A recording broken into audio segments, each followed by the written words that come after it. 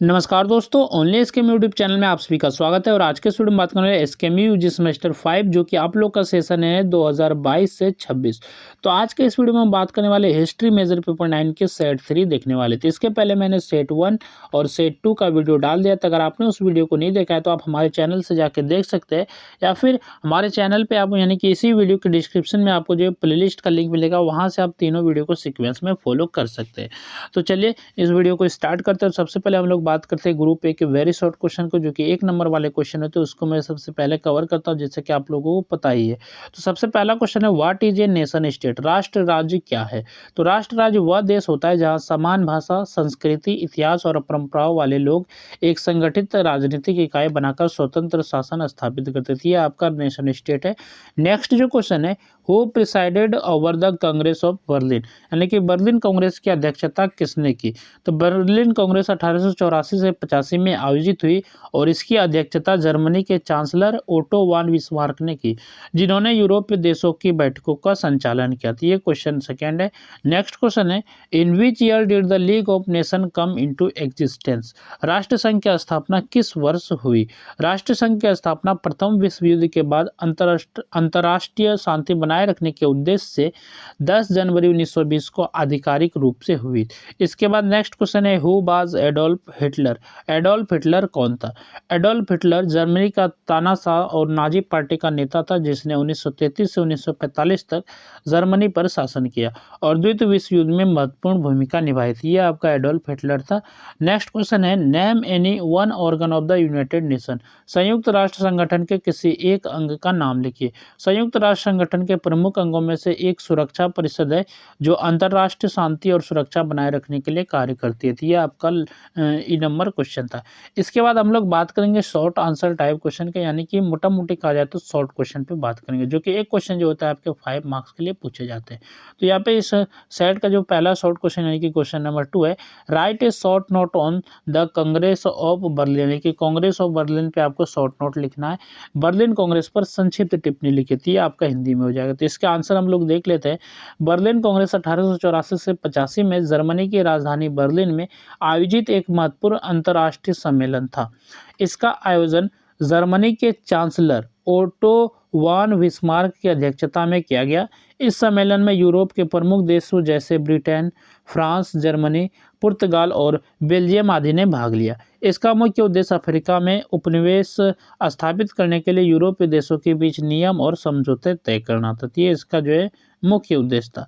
इसके बाद है, उस समय यूरोपीय देशों के बीच अफ्रीका के क्षेत्रों पर कब्जा करने की होड़ लगी हुई थी, जिससे आपसी संघर्ष की संभावना बढ़ रही थी। इस स्थिति को नियंत्रित करने के लिए बर्लिन कांग्रेस आयोजित की गई। इसमें यह तय किया गया कि जो देश किसी अफ्रीकी क्षेत्र पर प्रभावी नियंत्रण स्थापित करेगा, वही उस क्षेत्र का अधिकार प्राप्त करेगा। इस सम्मेलन के परिणाम स्वरूप अफ्रीका का विभाजन यूरोपीय शक्तियों के बीच कर दिया गया, जबकि अफ्रीकी जनता की राय या हितों को महत्व नहीं दिया गया। इससे अफ्रीका में उपनिवेशवाद का विस्तार हुआ और वहां की राजनीतिक तथा आर्थिक स्थिति पर गहरा प्रभाव पड़ा।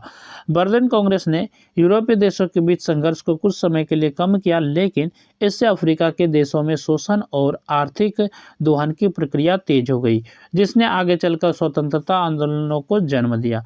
नेक्स्ट आपका शॉर्ट क्वेश्चन है, right the causes of the failure of the League of nation? राष्ट्र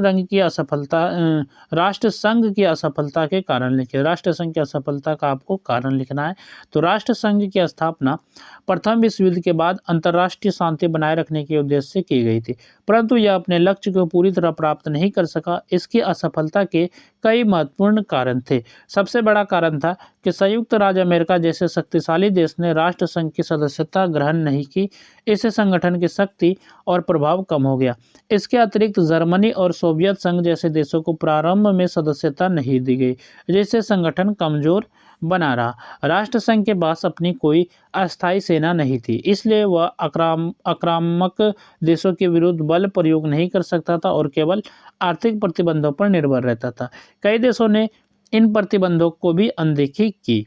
इसके बाद संगठन की निर्णय प्रक्रिया भी कमजोर थी, क्योंकि महत्वपूर्ण निर्णय सर्वसम्मति से लिए जाते थे। किसी एक देश के विरोध करने पर निर्णय लागू नहीं हो पाता था। 1930 के दशक में जापान द्वारा मंचूरिया पर आक्रमण, इटली द्वारा इथियोपिया पर कब्जा और जर्मनी के विस्तारवादी कदमों को रोकने में राष्ट्रसंघ असफल रहा।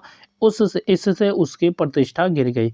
इस प्रकार जो शक्तिशाली देशों के सहयोग की कमी, सैन्य शक्ति का अभाव और कमजोर संरचना के कारण राष्ट्रसंघ शांति बनाए रखने में सफल नहीं हो सका। इसके बाद बात करेंगे हम लोग ग्रुप बी पे, यानी कि लॉन्ग क्वेश्चन पे बात करेंगे। तो यहाँ तक आप लोगों ने अगर बात करें पीडीएफ आप लोग कैसे डाउनलोड कर सकते हैं, तो पीडीएफ जो इस वीडियो के डिस्क्रिप्शन में आपको पीडीएफ का लिंक मिलेगा। आप उस लिंक पे क्लिक करेंगे तो आप जो डायरेक्ट इसी पीडीएफ पर रिडायरेक्ट हो जाएंगे हमारे टेलीग्राम चैनल पे, या फिर आप टेलीग्राम चैनल से भी ढूंढ सकते हैं, क्योंकि मैं सबसे पहले पीडीएफ टेलीग्राम पे भेजता हूँ, बाद में जो वीडियो बनाता हूँ। तो आप लोग जो है वहाँ से डाउनलोड कर सकते हैं। और हम लोग जो सिर्फ लॉन्ग क्वेश्चन को हम लोग एक बार देख लेते हैं क्वेश्चन क्या क्या है, और आंसर तो इसमें अटैच है, तो आप लोग इसको अच्छे से तैयार कर लीजिएगा। क्वेश्चन नंबर 4 है जो कि लॉन्ग क्वेश्चन है। Examine the AIIMS and significance of the Congress of Berlin. Berlin Congress के उद्देश्यों एवं महत्व का परीक्षण कीजिए। ये क्वेश्चन नंबर 4 है जो कि लॉन्ग क्वेश्चन है। नेक्स्ट आपका लॉन्ग क्वेश्चन है, how far was the first world war responsible for political changes in Europe. Europe में राजनीतिक परिवर्तनों के लिए प्रथम विश्व युद्ध कहाँ तक उत्तरदायी था। तो ये क्वेश्चन नंबर 5 है। नेक्स्ट आपका क्वेश्चन है क्वेश्चन नंबर 6 जो कि लॉन्ग क्वेश्चन है।